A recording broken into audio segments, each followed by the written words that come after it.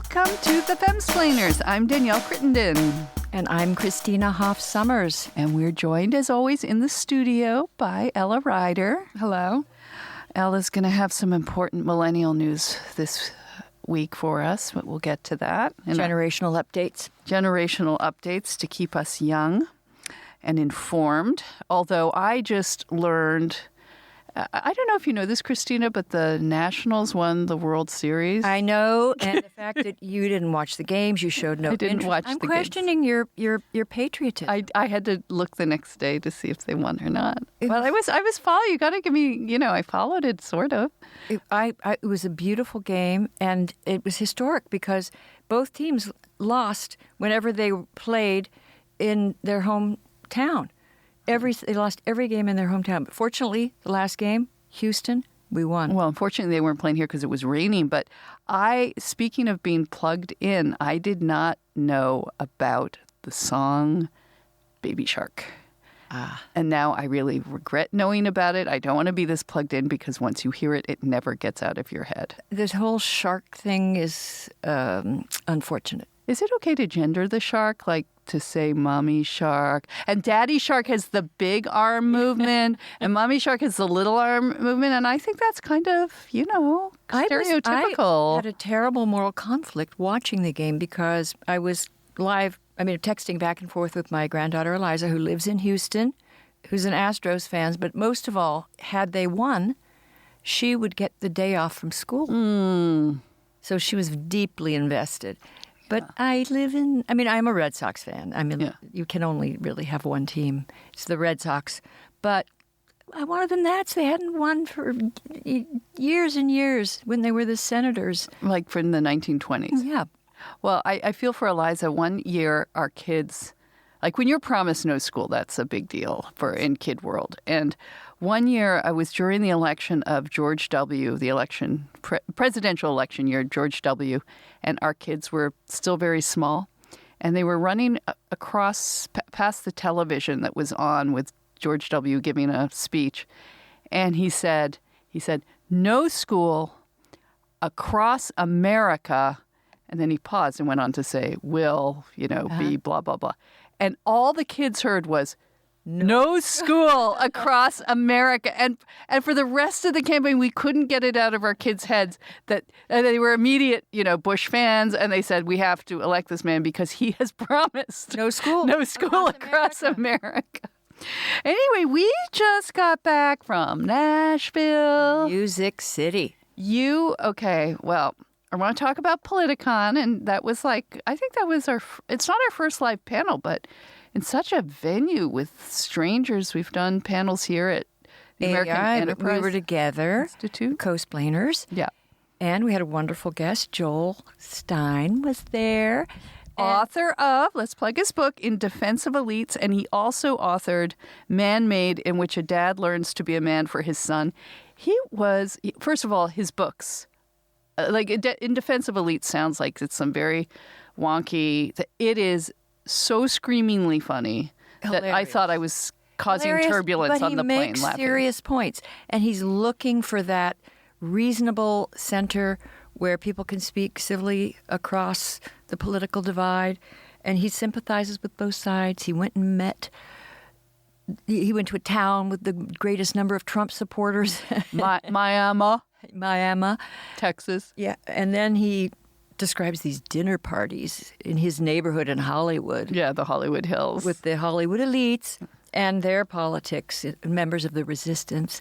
And he tries to, explain each side to the other. And he was great. He was great. And fun. And what was impressive about that crowd at Politicon was we could see the audience, which of course listeners could not. And when we asked, how many Trump supporters are there? How many, And there were Bernie Democrats bros that came up to greet us. Well, right. It was half and half. They were sitting.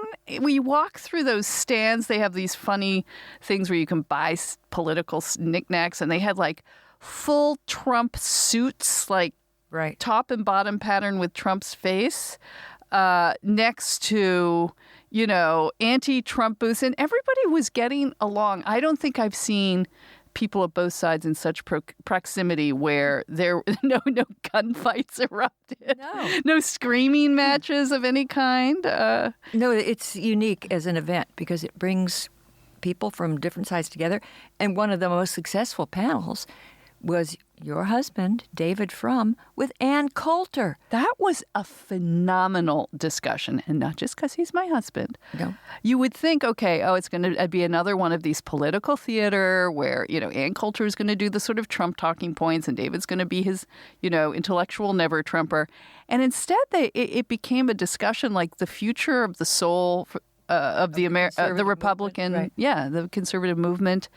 And talking about issues as immigration and things. It's actually on YouTube. I don't want to plug anything else but us, of course, but I would go look that up if you want to see an example. But that afterwards we did the meet and greet. This was very funny. They took us to what it looked like one of those pens that they have at, like at a national, rodeo. National Agricultural. And we were in a pen, a little steel pen. And they let people in through the gate one at a time to come and.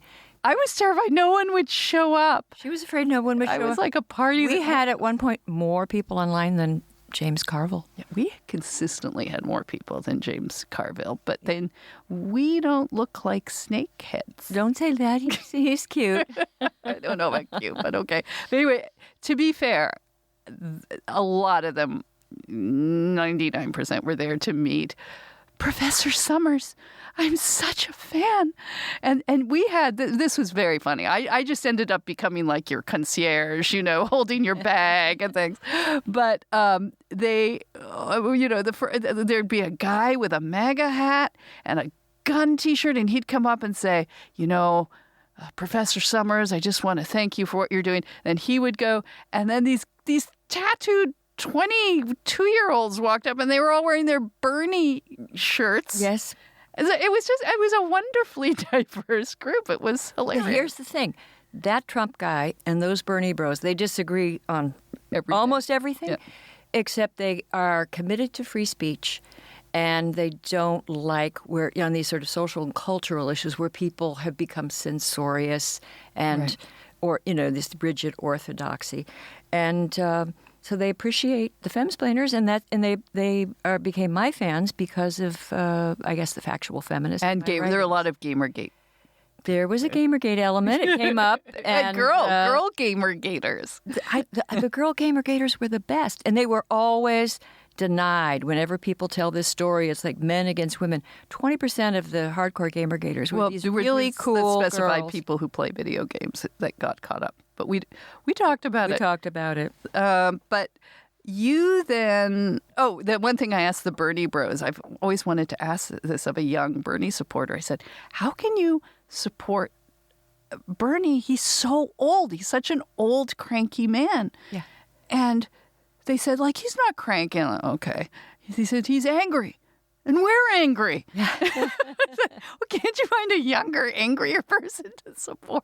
I can't get Larry David out of my head. Yeah, but Larry David is something lovable about him. I find Bernie. He reminds you of your husband's relatives. Maybe my husband. Well, you abandoned me. I got roped in to do a second panel all by myself without you. I know. I worried about you. It was too early in the morning. It was like at 11. Oh, my God. No, it was noon. It was noon. No. It was noon Nashville time, which meant 1 our time. Early in the morning. And it was called The Future is Female and the Future is Now. Oh, wow. Wow. And I was on a panel with Jill Wine-Banks, who is a very formidable attorney. She was with us through the Watergate prosecution. She is like a big ERA supporter. So she was kind of very old school 1970s feminism. We had Lauren Chen, who has to come on this show. Lauren Chen. YouTube millennial star. I love her. I've been on her podcast. We should go on her podcast and have her on Lauren, ours. are you listening? Lauren, are you listening? But anyway, she was lovely. Is smart. She's lovely. And she is one of these young people who, for whatever reason, at a very early age, was just able to be sensible and reasonable and find her way through this, morass of Yeah, she was like talking misinformation. about her fiance, and she looked a little nervous up on the stage. She looked because she was with the other feminists whom I had not heard of until, I mean, I had, but I hadn't put the name with the person together. Lauren Duca. I wanted to meet her. She's blocked me on Twitter. She's a ferocious feminist, but she was attacked so viciously by BuzzFeed, Right? that I sympathize with Well, her. because what? Just remind me. Right? She taught a class at NYU where she took yoga breaks or something. Yeah, and was I mean, it was ridiculous that they invited her to teach a course for their, I think it was the graduate program, in journalism. But for whatever reason, she was invited and didn't have the preparation, but she did her best. And this BuzzFeed was so personal and so unfair to her, even though you could be critical of her. But I think it was based on jealousy and resentment because she has a huge social media following. Right. And she's just written this book about revolution and Yeah, she's very carried away with the wokeism, but she's lively. She's Right. It was actually she's a lively likable. panel. Yeah. And the Jill Wine-Banks talked about, it sounded, it was sort of, I mean, she was a lovely, impressive person. She was bringing up talking points that we were debating in the 90s, which is, I think maybe the 70s. the wage maybe these gap. were talking points from. Well, you know what? You realize the talking points simply don't change. And no matter how much progress we make, the statistics don't change. The injustices, it's as if nothing has happened. Well, she was like, okay, the wage gap until, equal numbers of women in corporations, equal female politicians, blah, blah, blah. Lauren Duca was like, revolution, it's like, gender is all a construct. And, we've had that discussion. And then the phrase kept coming up, we won't have equality until, and we don't have enough quality until. And then you start to think, my question was, well, what is enough?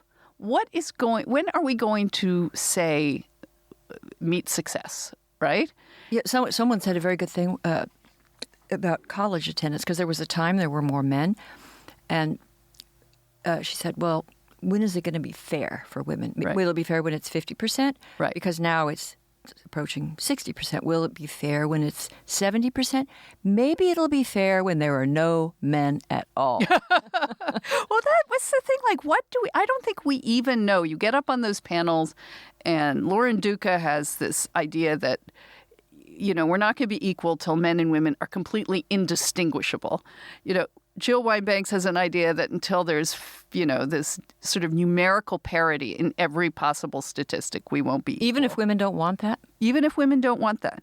And then actually Lauren and I, this is where I bonded with her, we both talked about, I feel we're going to be equal when we all feel that we have the same right to pursue happiness, whatever that happiness is. And if women are not going to, follow in the path of men, what are those problems? The economic uncertainty that is facing us all, and especially not elite women. And we talk about this ad nauseum, men and women. And then I said, and men, that I think I really threw a stink bomb. It was all very civil.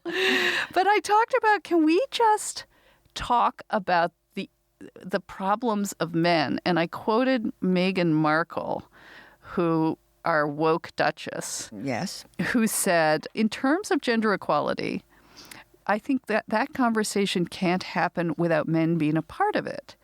And then, why are we having these conversations independent of men and also independently of what is happening to men? And that when you look at women versus men, the future is the female, and the future is now, because men, as again we've discussed so often, are having a really hard time. They're not attending college in the same numbers. Their suicide rates are like the opioid crisis 4 times as likely as us. Proportionally impacting men. Their life expectancy is shorter. And then this is the big. And if they speak up for themselves, they're told to check their privilege and sit down. And, we'll have a panel. The future is female. No men would ever be invited to that panel. Yet imagine men. The future is male. The future is white. That would be scary. But one of the big scary facts about this is that men in the 25 to 54 age range workforce has declined dramatically since 1965, which means 10 to 15% of men in prime years are doing nothing. Right. And this can be they don't even opioids. Yeah. They can be in prison. They can be having mental disease. But they're actually a large segment of the male population is just doing nothing. Yeah, and that's the terrifying. economist Larry Summers predicts that if nothing changes, this is going to grow. This cohort is going to grow, and it's a threat to the future of our economy. This is our workforce in prime working years, and to say nothing about the psychological toll it exacts on these men and on their mothers and their sisters and their girlfriends and friends. This is a social and economic crisis. And they acknowledge it in other countries. They're looking for ways to help men. But here, we just say, it's toxic masculinity. If you want to help men, just get them to be like women. Well, I'm sorry, that's not going to happen. Well, it might help with their life expectancy. but no, here's a killer. Young American men will live less long than Chinese men. And you think, how much Chinese men smoke? Like, they're all fierce smokers. Like, I think that might be Chinese men in the U.S. I don't think so. Really? No. I think I didn't pull it to talk about today, but just overall, the American life expectancy, this just came out, is going, like, we're 20th now in world countries. Well, that's partly the opioid crisis and the suicides. Right. And men's magazines are closing. Well, that's also...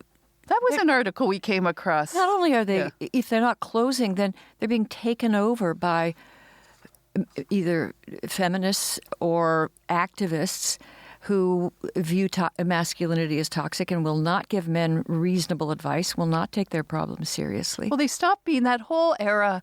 I think, where was our article on the death of the men's magazines? I think it was in the City Journal. Oh, that was so good. Yeah, and it's talking about that whole era of sort of starting with like Playboy and then going to Esquire, GQ, and Maxim, and now these are all rolling back. They tried to make Esquire woke under a new editor, and I believe did they put a transgender man on the cover? Playboy had a trans. Maybe that was it. Right. Right. It's the centerfold. It's the centerfold. And no, actually, a lot of our femsplaining guests we've had on are like columnists for Playboy, because that's where they can have non-woke feminist views. Like Bridget Fedesi, who's great. We loved having her on. Well, you know what? It's good for our podcast because we take the needs of men seriously. And I think, like Joe Rogan and, Adam Carolla, there are a lot of people that's where the guys are going. Right, that's true. And it may be just it may be just magazines. The death of the magazine anyway. But they have hurried along the death of these magazines. I mean, they just, it's absurd what's happened to GQ, Esquire, Playboy. They've become Jezebel. I always used to love reading Esquire magazine in the 80s, I guess. They had the columnist Bob Greene, and I liked reading. It was a world of sort of cigars and men traveling and tweedy jackets. Good writing. And very, very good writing. But, I think a lot of that, women's magazines persist because we love these big, thick magazines with all compiled of fashion, fashion page and articles of page. Beauty, and which online is still, there are a lot of sources for it, but there's something about nice having a big, fat, glossy thing to. Although I don't buy them anymore. Do you still buy them? I never bought it. I used to always buy. I always wanted to read every issue of Vogue and Allure, and now I don't know, for some reason I go online. Yeah, we go to Net-a-Porter, and Yeah. that's where I'm going the day after Thanksgiving. So we did last year. My daughters and I just sat and we did online shopping. I don't think we've talked enough about the city of Nashville, where Politicon took place. Yes, I was going to reveal something, because this is the first podcast, and we'll get to this, where it is the end of Sober October for Danielle. She didn't drink in Nashville. I didn't drink in Nashville. I had a sip of David's bourbon. That was it. That was a test to see if you liked it. Still, Did you like it? Yes, it was delicious. Oh. But we took Joel Stein out for dinner, and I was like, I was totally boring, right? I was sort of tired from the day. She wouldn't go out. I was with David. To be fair, I was block with David. away from 3 or 4 of the most thrilling streets in the country, where they have live music in every and line dancing. And dancing in the streets. People are going by, peddling these in those portable bars, moving bars, right, where you pedal, and then there's a bartender, and you can have your sangria or whatever they drink, your mint juleps. Well, apparently it's the bridesmaid capital of, and we saw that. We saw huge, like, hollowed out fire trucks of women, like, bridal parties. I mean, it is a good place to have your bachelorette party. But you went on. I was with David. David is he's not a guy you want to go to country music venues, and but he certainly would not line music. There are like thousands of songwriters and musicians, aspiring to be successful. So the quality is incomparable. So it's just beautiful, original live music everywhere. But you took Joel's side. So David and I went back to the hotel, and you went out with Joel Stein. Yeah. And you went bar hopping with Joel Stein. And I think he had to get up at 5. I said, we're going back to the hotel. And Christina said, I think I'll just wander over to, 2nd Avenue and have a look. And Joel said, I'm going to go with her. But you didn't get him to line dance. See, you needed me. I would have got him to line dance, I think. Well, I will never forget once in Cancun, we were in a little town with your children. My husband will be listening to this, so be careful. David, just skip forward. And we were fine. You were not, but there was a lot of live music and discos, and then there was a bar with reggae music, and I love reggae. Suddenly, it was a scene like when you transformed and you were different, and your children, you left us all. And went in and started to dance. And then little B was like sick. Well, there was an area for her to stand just outside the door safely while her mommy danced. Actually, I got her in the bar. We're such good influences. Yeah, fun Auntie She sat Christina. there and was doing her homework, probably. Well, okay, but the new elephant in our room. Okay, so Sober October is finished. And one of our listeners sent us, one of our British listeners sent us an article from the Daily Mash, which is UK's answer to The Onion, called, it's about Sober October smugness. And I'll just read an excerpt from the article. It said, "A woman who cut a tiny amount of alcohol out of her life has discovered that being a self-righteous goody-goody is a much better buzz. During Sober October, Francesca Johnson has replaced her usual 3 or 4 glasses of wine a month with the pleasurable effects of lecturing other people about their drinking." Oh, God. I quote, "I particularly enjoy telling people they should be able to enjoy themselves without alcohol, then watching their faces as they worry about having a drink problem and realize that I'm better than them." Now, I haven't lectured you this week, right? You know what? I have not. You are a cool... sober person, and I don't know many like that, because I was trying to be, although I failed at line dancing. I don't really.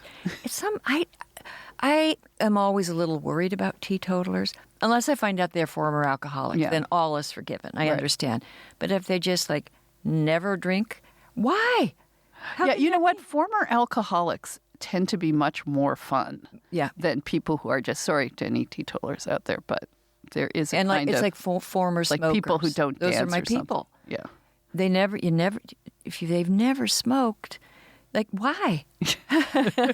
Well, I mean, it's just a good kind idea. of with Not now. I don't the mean never that now. smokers. I don't mean that now, but But I've never objected to smoking in other people. Like I just don't like it myself. It's not my vice. But the husband in this mythical article suggested that he needed a bender November. I guess that is a natural follower to Sober October. But I am drinking my LaCroix today, even though Sober October is done, because without becoming smug, I just want to say I have lost weight. You feel so much better. I feel so much better that I'm going to see if I can keep this up to Thanksgiving. But here's and then go on a November my one bender. problem, and it was said well by Napoleon Bonaparte. He said about wine and alcohol that in victory you deserve it, in defeat you need it. Right? So when I'm in a great mood and I'm celebrating, Right. I want to drink. Right. When nothing is working and I'm down, I have to have. But it's the problem is like I love one drink Danielle. One drink Danielle is so much fun, but you don't want to get to 3 drink Danielle. That becomes problematic. That becomes you go to sleep. Hey, do you notice I've been staying up late? I've been sending you messages at like 11 p.m. I know. I've been texting. I feel like I still have time to catch up on things at 11 p.m., but I haven't fallen asleep. But I just want to mention at this point in the program, we are not having a guest today. So we've hooked them. Do you think they'll stay? Yeah. There's no guest. It's just us. Because we have so much to catch up on. We have so much to catch up. We haven't even talked about the blind audition study. Yes, I think you mentioned it last week, but again, we just had no time to go into it. So, no, I mean, last week was Nashville. The week before, when we had Elizabeth Drew, we got a little bit of stuff, but we also have a ton of really fun and interesting listener reactions. So we just thought we'd and a lot of roll things with that this. are stressing me out and driving me to drink, like what they've done to the play, the musical My Fair Lady. We'll get to that. Okay, let's take a quick pause. This episode, we have 2 sponsors. So let's take a quick pause there for our first sponsor, and then we'll come back and talk about your blind audition and My Fair Lady question mark. And Baby, It's Cold Outside. It's that season again where everybody's attacking the song. And John Legend has his own new version. All right, we'll come back. We'll come back.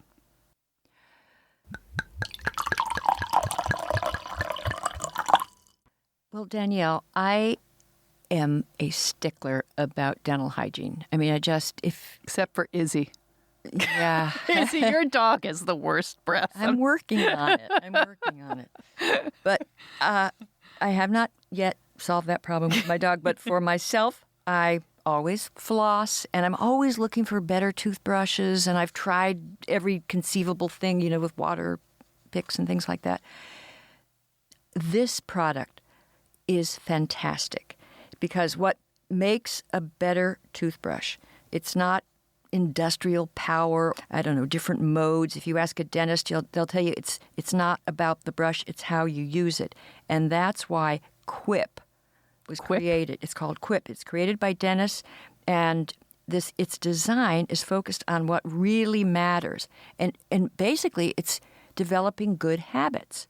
Well, Quip's sensitive vibrations, which is maybe what you really like about it, Christina, with a built-in timer, guide gentle brushing for the dentist recommended 2 minutes with 30-second pulses, ensuring an even clean.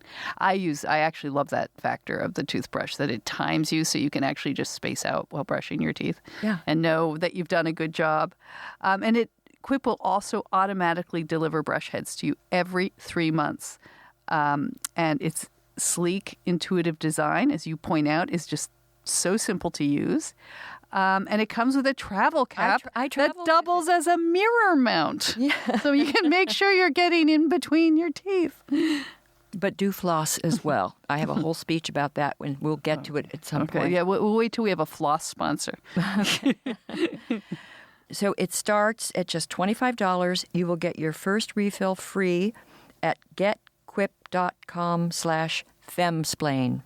That's amazing because I know that other toothbrushes of this kind with these features can cost you over $100. But Quip starts at just $25. It's a simple way to support our show and start brushing better. But you have to go to getquip, QUIP.com/femsplain to get your first brush refill free. Can you get one for Izzy? You think? I try to brush her teeth, and she just won't let me. Yeah. Okay, Christina, so remind me of your, it's not blonde ambition, it's blind audition story. So just I've give us talked a about this summary before, and then... so I'll just be very quick. People used to ask me when I would question things like the wage gap and just a lot of shoddy analysis and explanations of the gap. They would say, "Well, isn't there any research that you respect that shows that the injustices women face?" And I would often cite the blind audition study. It was carried out by Harvard and Princeton economists, these two brilliant women, and they discovered, so they claimed, that before that there was a time where orchestras were very undemocratic and, which is word of mouth and, there were no women. And orchestras, in an effort to become more democratic and fair, they implemented this blind audition where you would try out behind a screen where you couldn't be seen. And this was not, they didn't do this to be fair to women in particular. They just thought it would be fair to everyone. So people's favorite student didn't necessarily get selected. You would just hear the violin player, the oboe player behind a screen you wouldn't know. And in this study, they published it in 2000, they tried to see if there was this connection because the number of women in orchestras did begin to increase after they introduced these screens. So the question is, did the screens explain the great numbers of women? This is probably like one of the best blind studies. Literally, study you can do. Yeah. And you can read hundreds of news stories. There have been thousands of articles about how what they did was they claimed, yes, that it did increase the number of women, and they credited the screens. They were a little cagey about how they worded it, but you would come away from the article thinking that by usually male judges not being able to see women, they were forced to be fair. Mm-hmm. And when they were forced to be fair and women had a chance, their numbers soared. That's the message people took away. That's what Malcolm Gladwell, he kind of popularized this study in Blink and so forth. Mm-hmm. Anyway, last summer, some data scientists just went back and looked at the study and found out that it showed no such thing. In fact, the raw data showed that the curtains, the screens, actually helped men. The two scholars, the two economists, admit that, but they said, well, they had a reason why that doesn't count, and then they did various calculations and ran the numbers, and then they found these tiny, sort of faint effects of the screen. However, none of them were strong enough to support any clear conclusions, and they came up with a lot of contradictory findings. At certain stages of the audition, the screens sort of helped women or seemed to help women. At other stages, they helped men. These are the kinds of findings you dread as a researcher because they invested all this time and came out. I don't know how you would tell, though, a screen helped a man or a woman. Well, you just look at the numbers of, in their case, you looked how many women were hired in the... And did it improve the female numbers or no? They were not able to show that. Oh, okay. They were not able to show that. And anyway, anybody that's interested, I had a piece in the Wall Street Journal where I explained not only... I gave my version, but a lot of it was based on the work that was done by this data scientist at Columbia University, Andrew Gelman, and this a Danish statistician, and a philosopher who'd already, I was sort of summarizing what they found, but taking the message to people, stop quoting this study. It is the most cited study in these equity seminars in businesses. People just love to tell the blind audition study. And a lot of people very invested in proving bias. They love this study because it sort of proves they think that men can't be fair. Women, if they see us, they're going to, we get a lower grade. I would wonder if, you were a really, really attractive female musician, whether that could work in your favor, but I guess we're not allowed to. Well, actually, they did based on that study, the blind audition study, the original one in 2000, there was a study in Australia just about a year and a half ago, inspired by that study, where they decided to do blind recruitment for positions in, higher echelons of the Australian in the government, and it turned out it hurt women. If people could see resumes and they saw it was a woman, they saw it was a man, they practiced a mild form of affirmative action. When they eliminated, when you had no idea who it was, more men got hired. It was the exact opposite of what they expected. And this was directly inspired by this not phony, I don't want to say that, but this misleading, misunderstood blind audition study. And there was this woman, Iris Bonet, who's the dean of faculty at the Harvard Kennedy School. And she has a book on gender equity. She opens it by telling about this wonderful study. And well, once it's hit Malcolm Gladwell's books, it's now being taught in every, it's taught everywhere. And everyone believes it. So in my Factual Feminist, I tried to set the record straight that this study showed no such thing. Stop. And in the Wall Street Journal, it was just a longer version. And I've had a very good reaction. I mean, I don't know, lots of views and so forth, and no one's come forward to defend it. Because what happens, initially people, because I saw this happen as I was writing the piece, I would show it to economist friends or statisticians, and they would say, wait a minute, this was published in a leading journal. These are Harvard economists. And they would look at the paper, and they would look, and they go, oh, my God. Oh, never mind.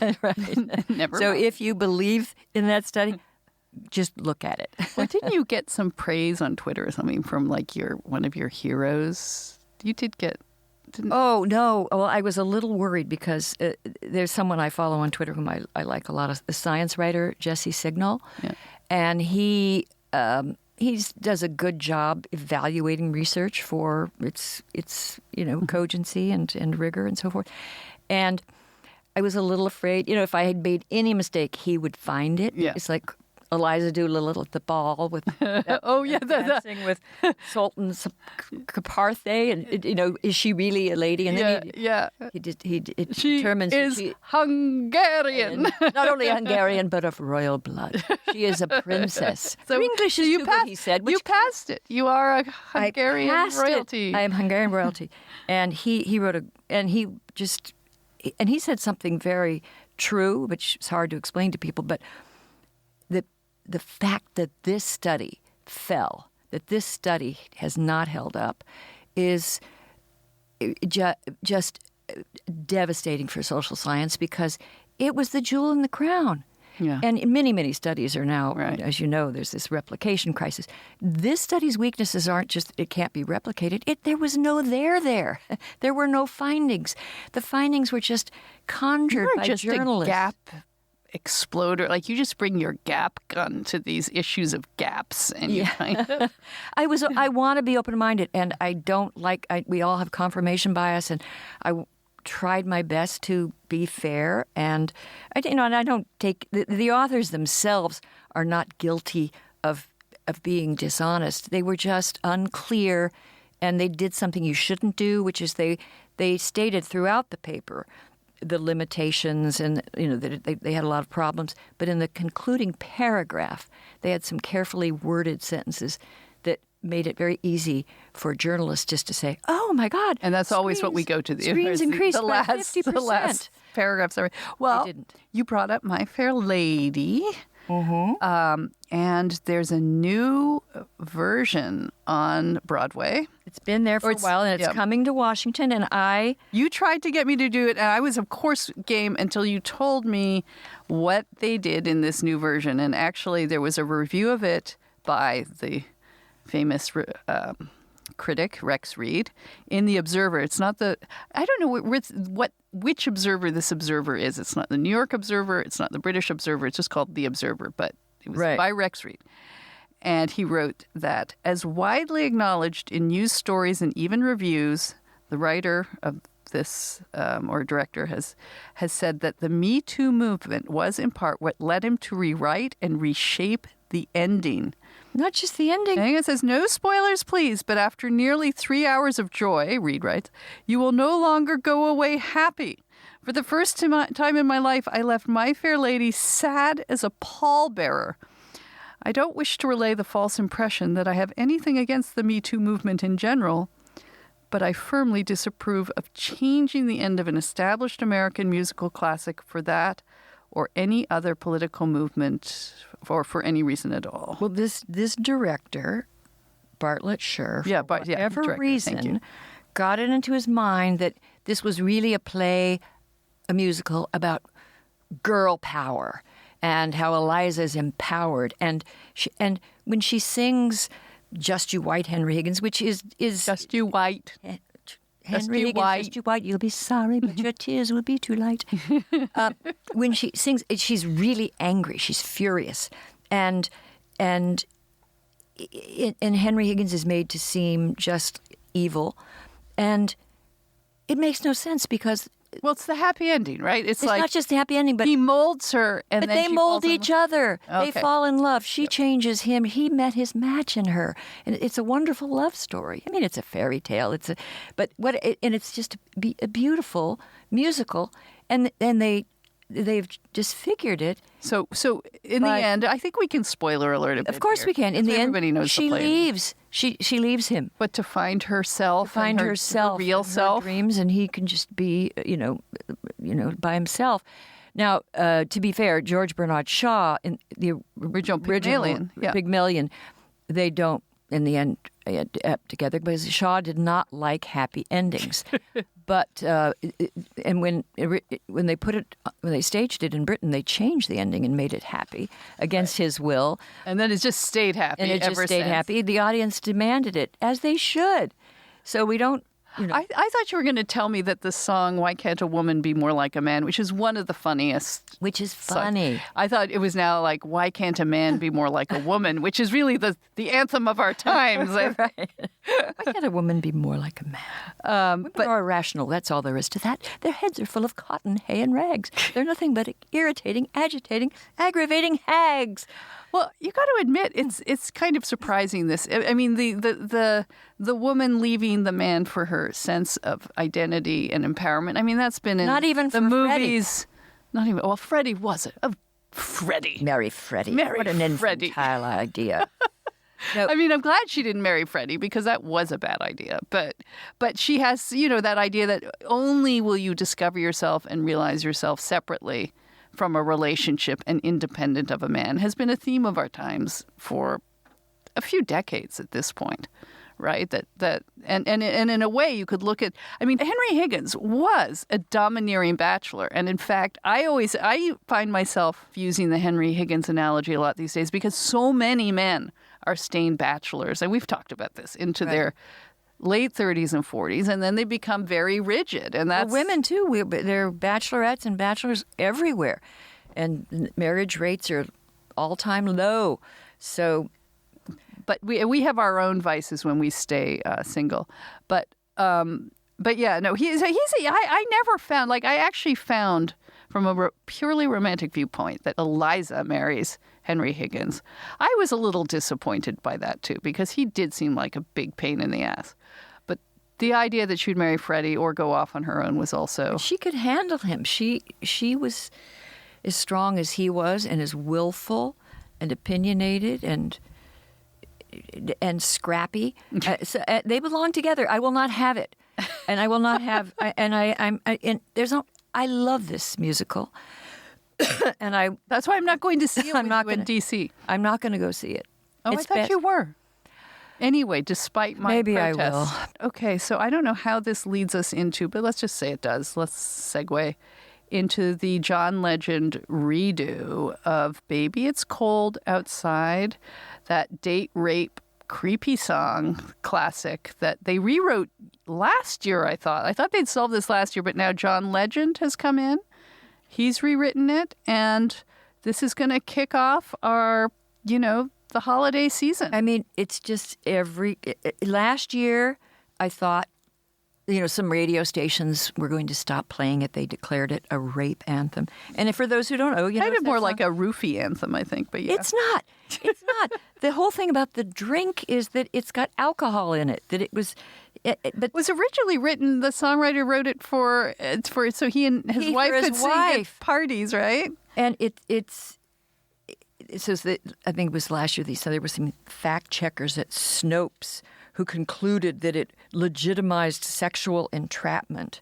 And as I said, some radio stations in Madison. They stopped playing, but then they played it again because there was there was an uproar. But it's from, I think, 1944, this duet. And there's a seemingly reluctant female who says, I can't stay, and an importunate suitor who tells her, it's too cold outside. It's not about rape or entrapment or abuse. It's about mutual affection and attraction.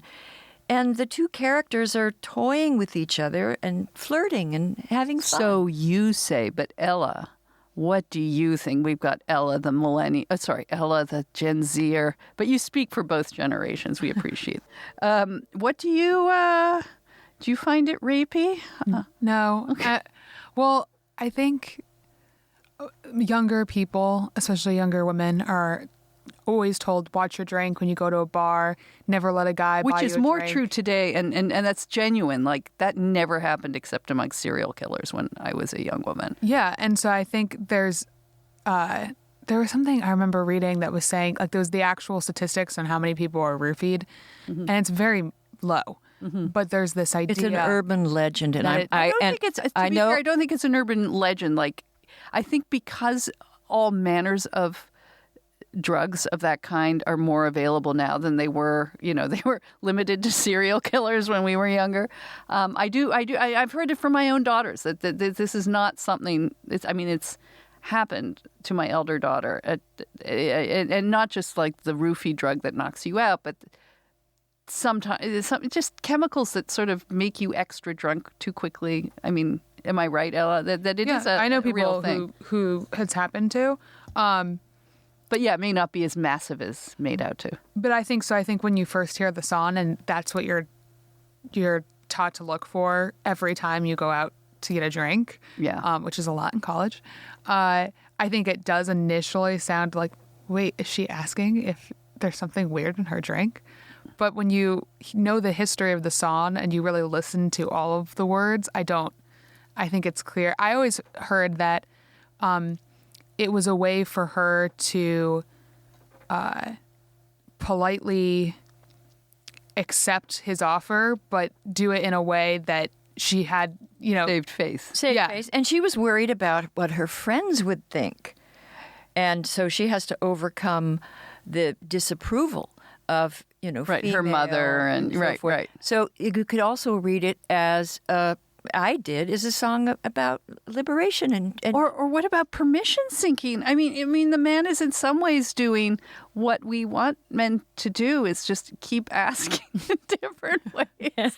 Can I do this? Can we do this? Can we do that? Can we do this? But there's a line in the new Legend song is this: "It's what your does he body and your choice." Where does that come in? Can we tell from? What will my friends think? I think they'll rejoice if I have. Oh God, I don't know the tune anymore. If I have one more drink, it's your body and your choice. Oh my God. Okay, I thought the version that came out last year, I think it says this at the bottom of the article, who did the last year.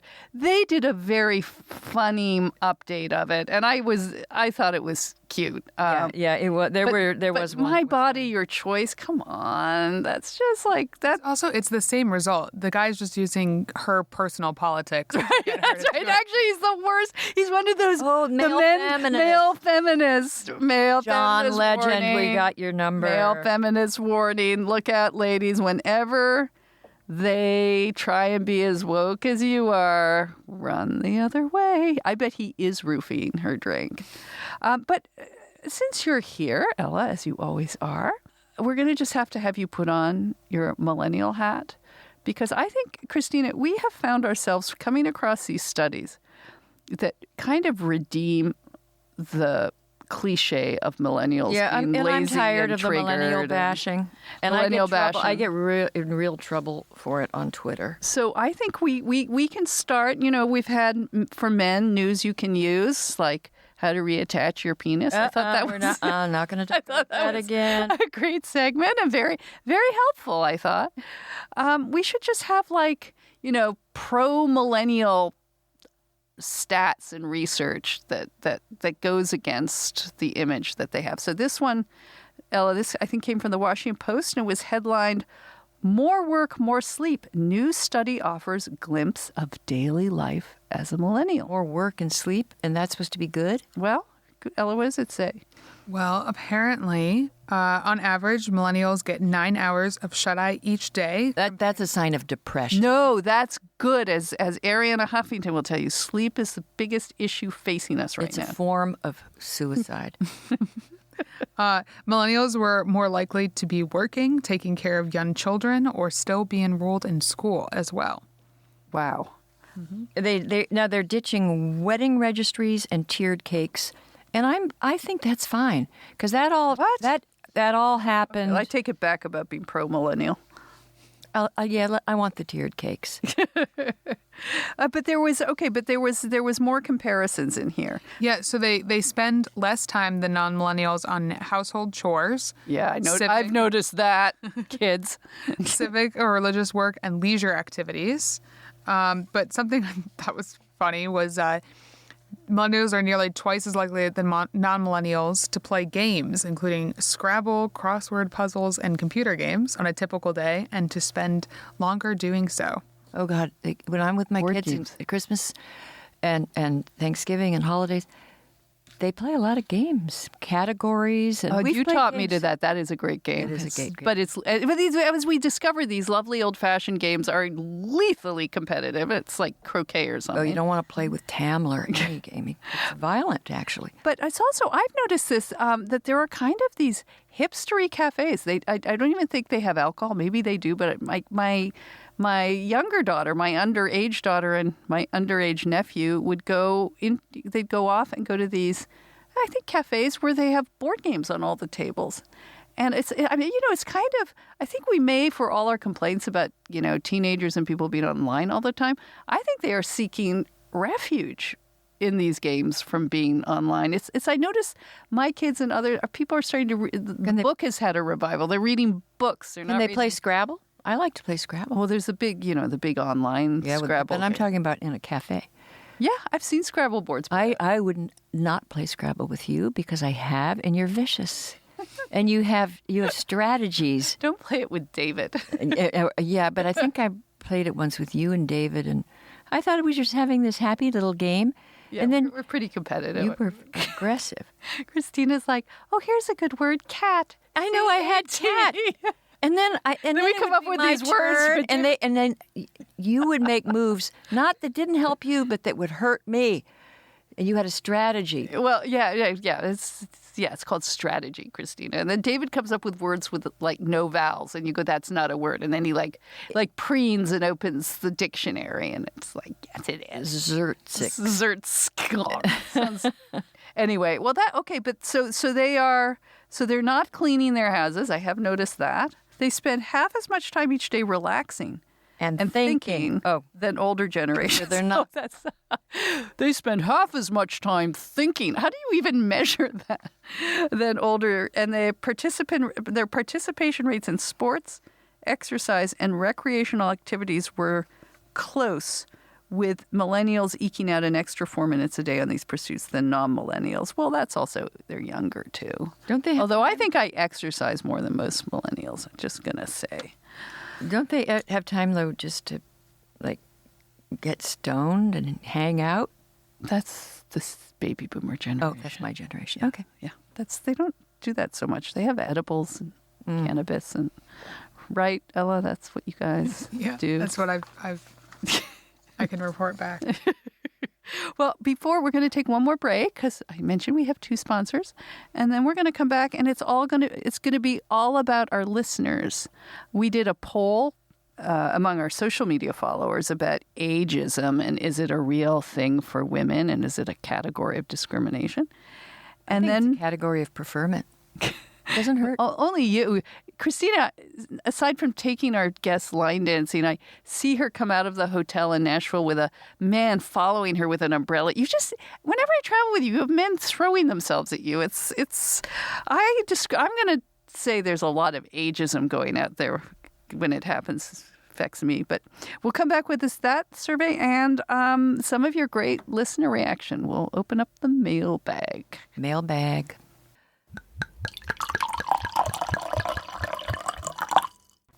So, Christina, we've been talking about these millennials who don't clean. But given that they're so aware and woke, we have a great series of products that they make inspire them to clean more. It's called Grove Collaborative.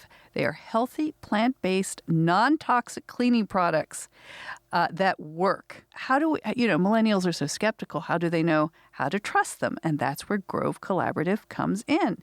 It's the only online marketplace that delivers all natural home, beauty, and personal care products directly to you. They take the guesswork out of going green. So you don't even have to think. You just know that everything you're going to get at Grove Collective is going to be aligned with your cleaning principles. Cleaning principles and non-toxic, because it's frightening what they put in a lot of these things.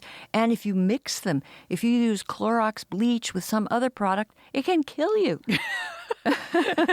These are healthy, and they deliver all your essentials to your front door, so everything's in one place, and they have the best selection of natural home and personal care products, things for the house, for the kids, for the dog, and even some fun personal things, all for me. And I have to say, I'm with you on the Clorox, even though I'm not a millennial. I do love these green products, and they usually smell really nice too. So for a limited time, our listeners can go to grove.co/femsplain. That stands for Grove Collective, grove.co/femsplain. And you will get a free 5-piece fall gift set from Mrs. Meyers. I love Mrs. Meyers and Grove. Free shipping and a free 60-day VIP trial. For a limited time only, you can choose from best-selling fall scents like apple cider, acorn spice, mum, pumpkin spice, exclusively sold at Grove. And that should be mum as in flowers. It's not mum as in your mum, because that could be a bit weird as a cleaning product.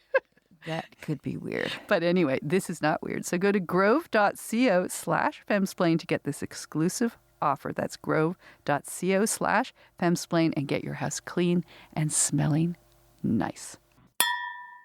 Just before we get into listeners, I want to express thanks firstly to those listeners who have supported us on Patreon.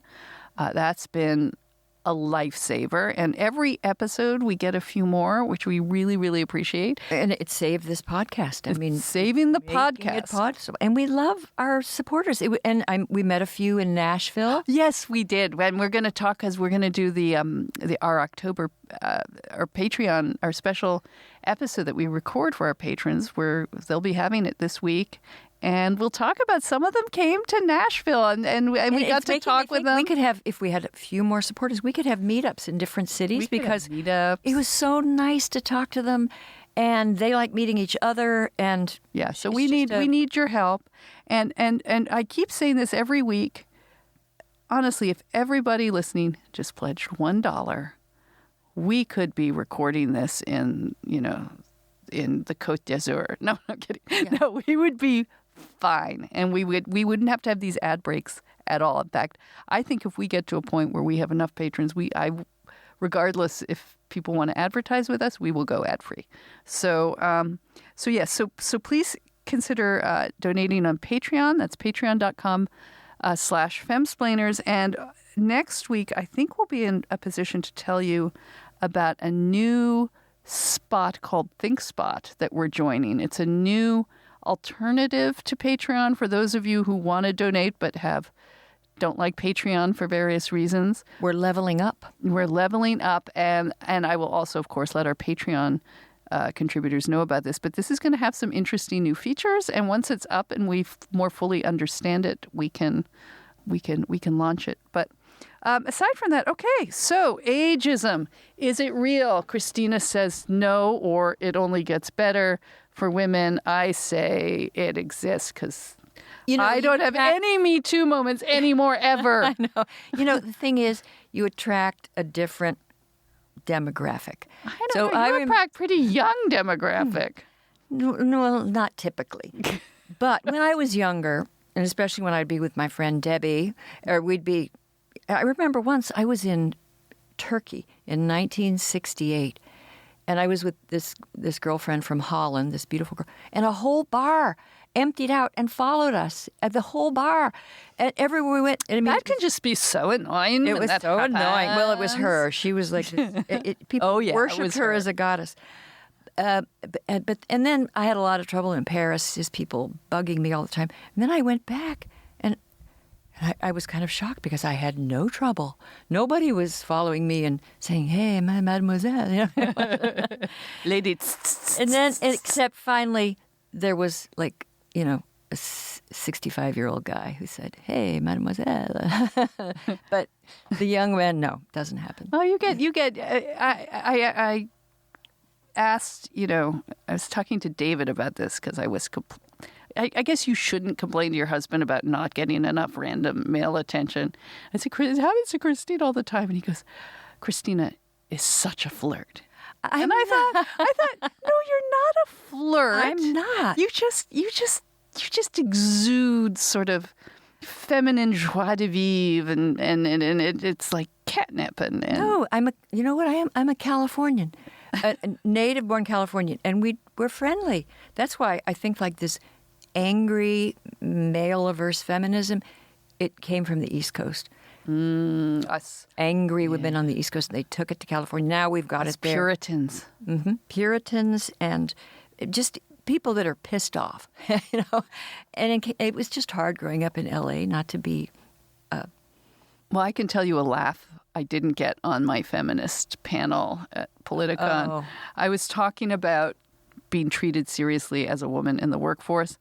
And I recalled a story that happened to me in my 20s, and I said, well, this doesn't happen to me now, but back in my Me Too days, it was just like, you could just hear the crickets and like, that's not funny. Oh, we don't joke about that. Yeah, they don't joke about it. Wait till their Me Too days are over and see then they'll miss it. But anyway, okay, so we put this out to our social media. And Ella, what were some of the comments that came in? I always love reading these comments. So this one is from someone named Allison. Is this all on Twitter? We got some. This is all on Twitter, okay. Yeah. She says, first sharp stab of ageism was at a recent conference. 10 years older than anyone at my table and 20 to 30 years older than the rest. I don't think they realized how dismissive of me they were. I remind myself that there are a bunch of people running for president in their 70s. Hashtag not dead yet. Yeah, you know what? The presidential candidates make you feel young. And Elizabeth Warren is dead sexy. She is not sexy. All right, what did someone else say? Yeah, I think also that we have to distinguish what is like female specific versus that old fart at the table, Yeah, who wants to explain male or everything. So this is from Melina. She says that her mother is 69 and experiences this whenever she walks into a clothing shop. She often tells her daughter that she feels transparent to younger salespeople And the daughter says she's had similar experiences as well. She's in her mid-30s. She, for example, was recently shopping at Lululemon and just found everyone really sizeless and dismissive. And when she wanted a younger or smaller size, and they were sizes when she wanted a smaller size? When she wanted a smaller size, apparently they were... Oh, I want that kind of sizeism. Yeah, that... I'm sorry. Like, just because I'm a size 0 doesn't mean... They're dismissive. That's interesting. Well, shops are their own... Weird. Anthropological. I mean, they're nice and... They're usually pretty nice. They're usually pretty nice. Yeah. I mean, I don't find it so much about age as it is about...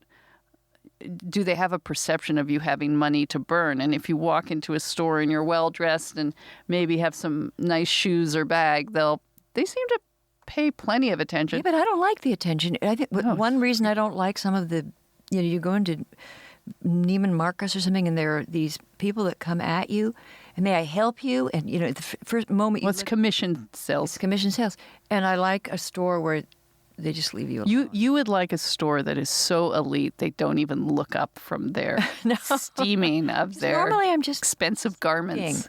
But like in Paris, the shops are terrifying. Yeah. Because they follow you around and they want to. I mean, it's their tradition, but it's disturbing because they will not leave you alone, and they're just on you at every minute, and they're imperious and insulting. Oh, that's the French. Yeah, they are French. It's like that in Asia, too, where people will carry the bag for you wherever you go. And if you look at something, they'll immediately put it in your bag. Or you try something on, and then they'll tell you how great it looks. And they have everything looks great. Everything, that's great. I can't stand it. That's why we go shopping together. Yeah. And they'll be like, we're brutally honest together, with each other. And then the person will be saying, "Oh, that looks wonderful," and Danielle will say, "Take it off. You look like a prison guard." Anything with gray and black stripes, I rule out. Okay, so as people, I don't know that we can call these ageist in a female sense. Is there any very specifically? No, but there is some interesting feedback from someone named Johnny who says that ageism is how everybody on the planet is treated except for women between the ages of 20 and 35. That he is so has a good point. True. But I would say between 17 and 32. Right. Right. And then... Well, I think we're just going to, you guys, I'm sorry if we repeat ourselves. You just have to put up with it. But Germaine Greer, I think, was the person who pioneered this ageism because she had been a very sexy number in her youth. And in fact, a lot of her feminist popularity was not like Gloria Steinem, that when you have let's just say it, a hot babe preaching to you about feminism, it goes over better than poor Betty Friedan found out, would discover. She was very pro-male, and she was sort of we met her, very flirtatious in her earlier days, but would get overlooked, in the greeting line for Gloria Steinem. But she then wrote this whole, I guess, essay or chapter in a book about ageism of older women and the famous line of how you become invisible, to which somebody said, a woman who had not been as gorgeous and sexy her whole life said, welcome to my world. I've had ageism my entire life, right. So it is like a kind of, it's like a female equivalent of a first world problem. Yes. It's like, I'm just so beautiful. Or my breasts are just so large. I get so sick of the attention. My breasts are always attracting. Simone de Beauvoir wrote, besides The Second Sex, she wrote a book about ageism, coming of age. And it's actually quite good. And she looks at just a lot of famous people and what it was like to have been, this bright young thing, and then you're fading. And was she a hot babe? She was never really a hot babe, but she was compelling when she was young. And she was always compelling. And she was a famous mistress of Sartre. Yeah, Sartre. Yes. Yeah. And of a lot of other people. And sort of put up with a lot of abuse. But anyway, go on. She didn't just put up with it. Yeah. She facilitated it and took part in it. And there if you go, blaming the victim. I'm not blaming. Oh no, she was no victim. She was no victim. The two of them actually lived out that liaison dangereuse. That story, preying on younger women. She would procure them. She was the Ghislaine. Yes. Ghislaine. There's precedent. They. I don't believe in canceling, but if you were going to cancel people for sexual exploitation, you would have to cancel both Simone de Beauvoir and Jean-Paul Sartre. We should do that at Thanksgiving or over the holidays. Let's do our own canceling game of through history. Just pull them out of a hat and do we cancel or not? But anyway, go on. Sorry. But anyway, her book on age, what I found most interesting wasn't so much that you become less of an object of the male gaze, but you're getting older and you realize when you're younger, everything seems possible. Mm-hmm. Someday I'll learn to sail, and someday then you think, probably I'm not going to learn to sail. It's just not going to happen, or and then less time. And she said, in the book, she said, you don't really know, you don't feel that you're getting old, but other people around you perceive it and let you know. Yeah. You start getting reactions from people. Like sometimes I'll go to a shop, like shopping at the supermarket, and then I say, they'll say, do you want me to pack the bags very light, so they're not, you can, like I can't carry the bags. Yeah. Yeah.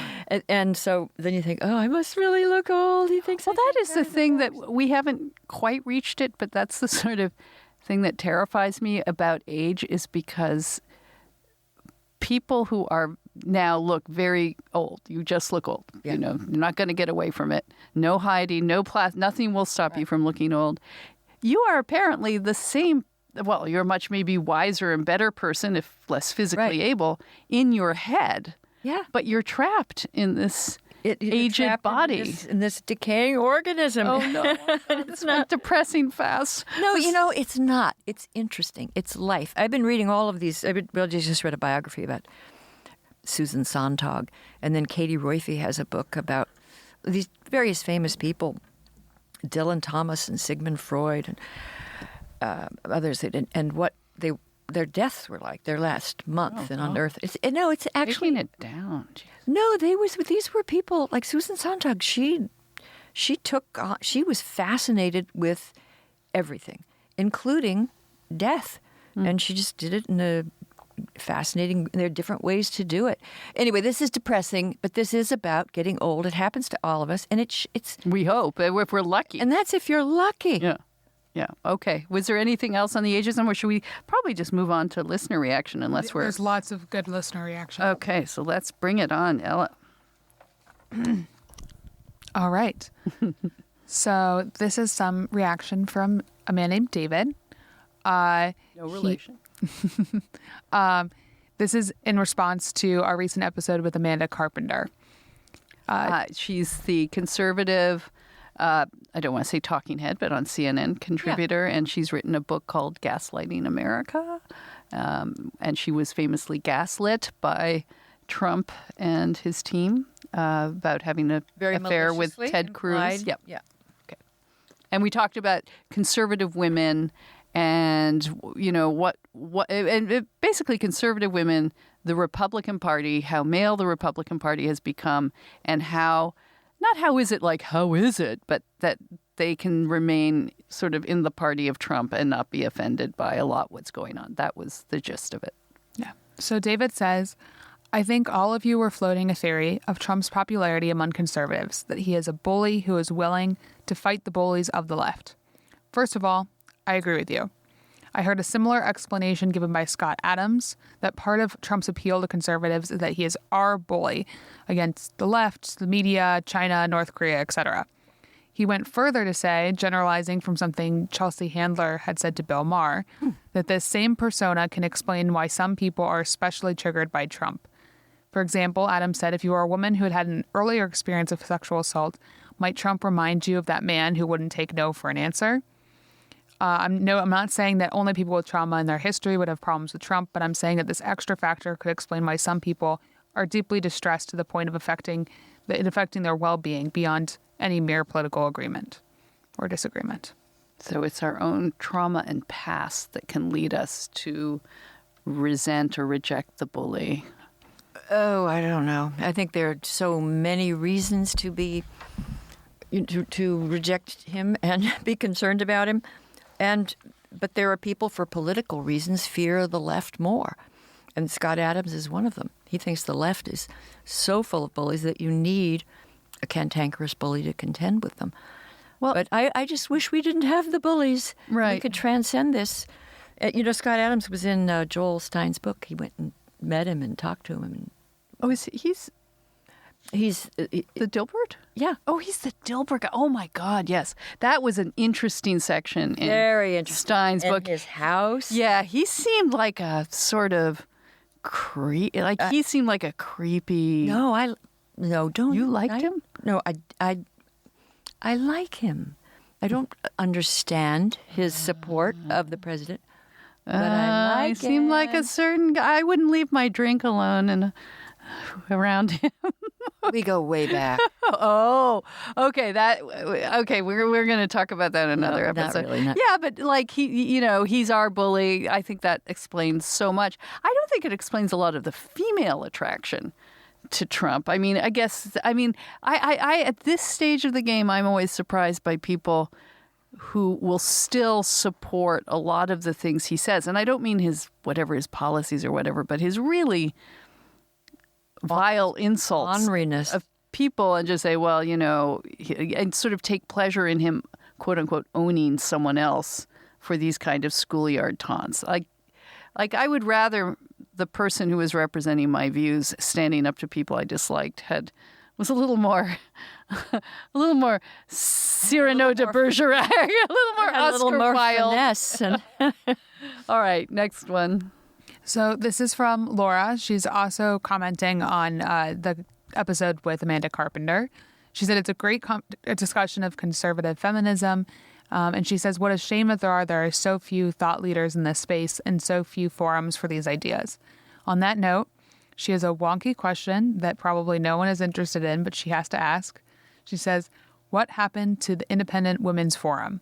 I know that they still exist, but I'm asking what happened to them. I used to value the forum as a place where conservative or even moderate feminist ideals would thrive.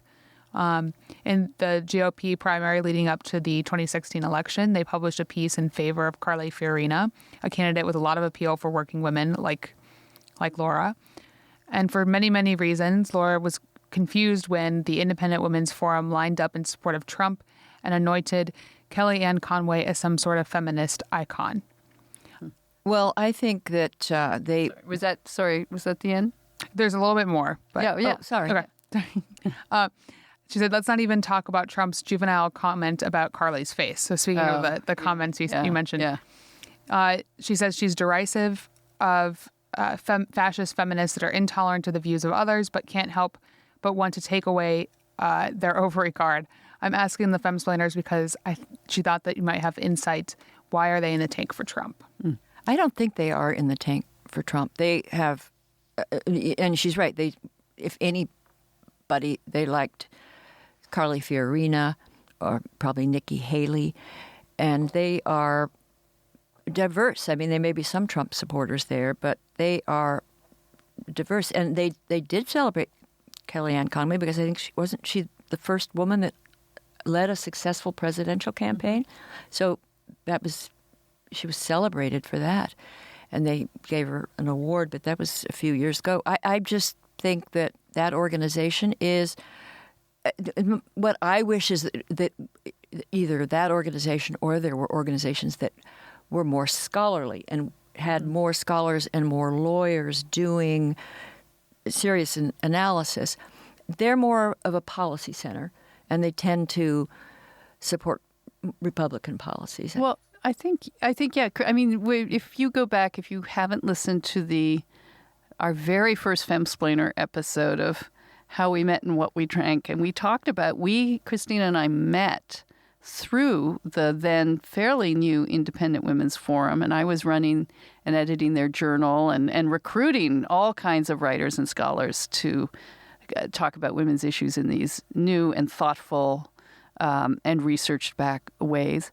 And and you were part of it. I think with.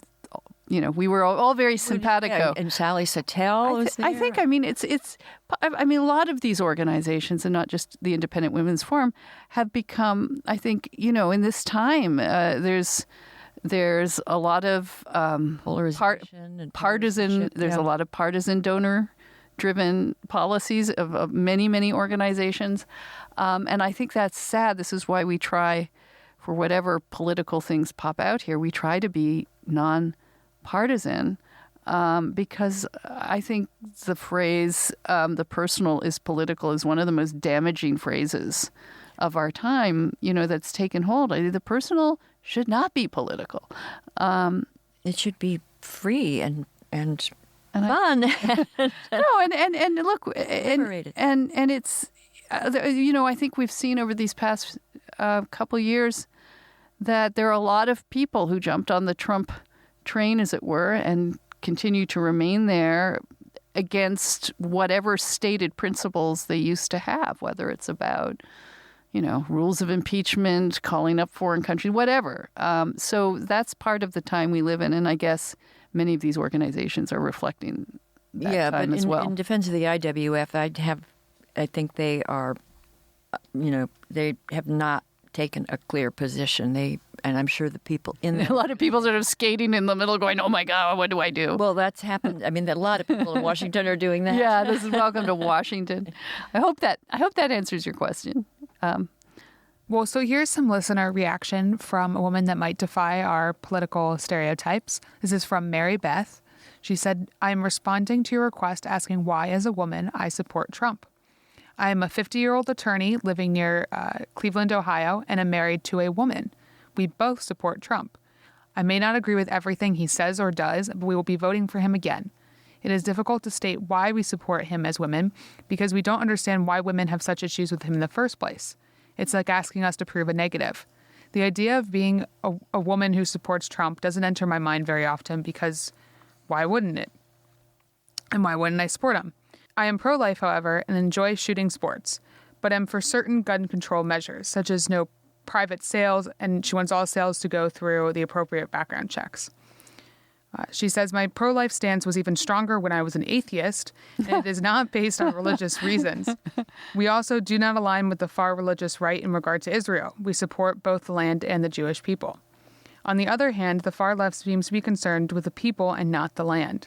I bring this up because it's very hard to pigeonhole people when such extreme positions are taken by the far ends of both sides.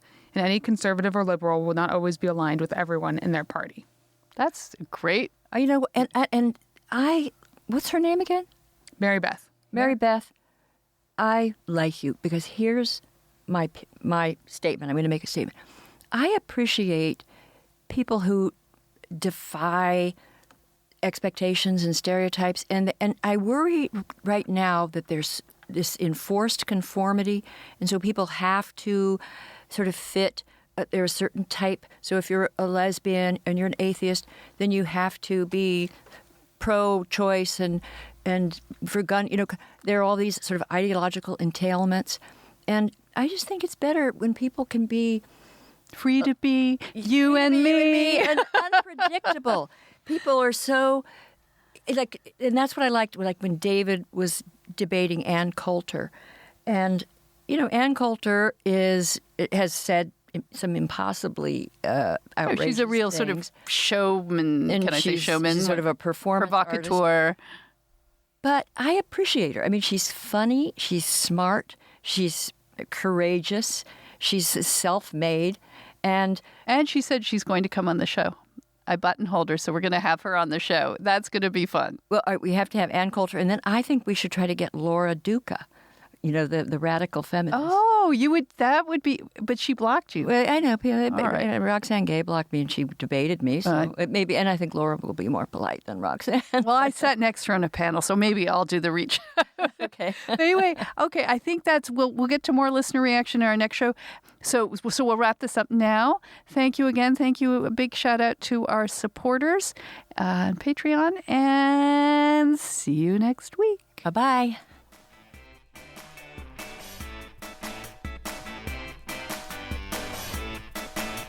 Hey, thanks for listening to the Femsplainers. Keep up with us on Twitter and Facebook at Femsplainers and on Instagram at Femsplainers Podcast.